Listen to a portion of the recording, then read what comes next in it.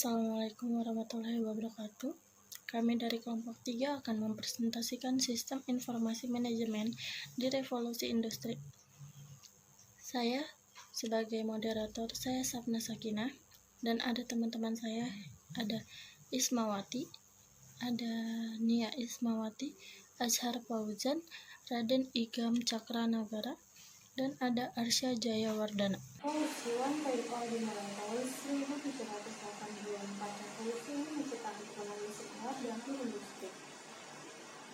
Adapun revolusi industri 2.0 dimulai pada tahun 1870. Saat itu revolusi 2.0 menciptakan mesin produksi massal tenaga listrik atau BBM. Revolusi industri 3.0 dimulai pada tahun 1969. Revolusi 3.0 menciptakan teknologi informasi dan mesin otomasi. Terakhir adalah revolusi industri 4.0 yang dimulai pada tahun 2011. Revolusi ini menciptakan mesin terintegrasi jaringan internet. Revolusi industri 0.1 yang pertama terjadi pada abad ke-18, ditandai dengan penemuan mesin uap yang digunakan untuk proses produksi barang. Saat itu di Inggris, mesin uap digunakan sebagai alat tenun mekanis pertama yang dapat meningkatkan produktivitas industri tekstil. Peralatan kerja yang awalnya tergantung pada tenaga manusia dan hewan, akhirnya digantikan dengan mesin tersebut. Selain itu, mesin uap digunakan pada bidang transportasi. Transportasi internasional pada masa itu adalah transportasi laut yang masih menggunakan tenaga angin. Namun, angin tidak dapat sepenuhnya diandalkan karena bisa jadi angin tertiup dari arah yang berlawanan atau bahkan tidak ada angin sama sekali. Penggunaan tenaga angin pada alat transportasi pun mulai berkurang semenjak James Watt menemukan mesin uap yang jauh lebih efisien dan murah dibandingkan mesin uap sebelum pada 1776.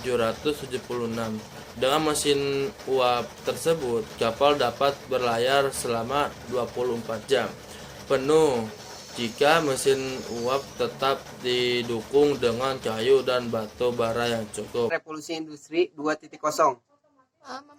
Revolusi industri ini terjadi di awal abad ke-20. Revolusi industri ini ditandai dengan penemuan tenaga listrik. Tenaga otot saat itu sudah tergantikan oleh mesin uap. Perlahan mulai tergantikan lagi oleh tenaga listrik.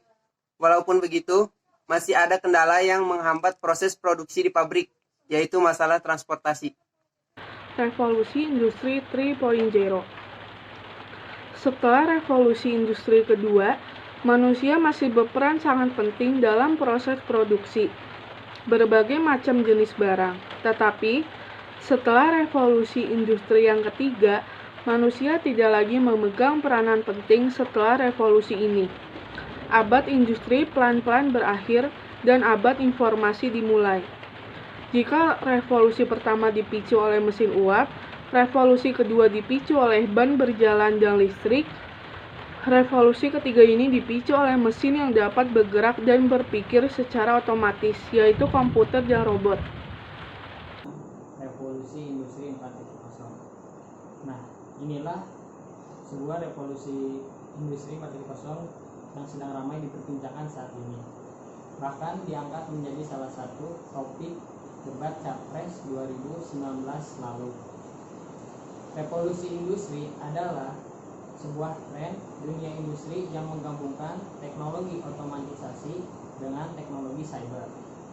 Istilah revolusi industri 4.0 berasal dari sebuah proyek strategi canggih pemerintah Jerman yang mengutamakan komputerisasi pabrik.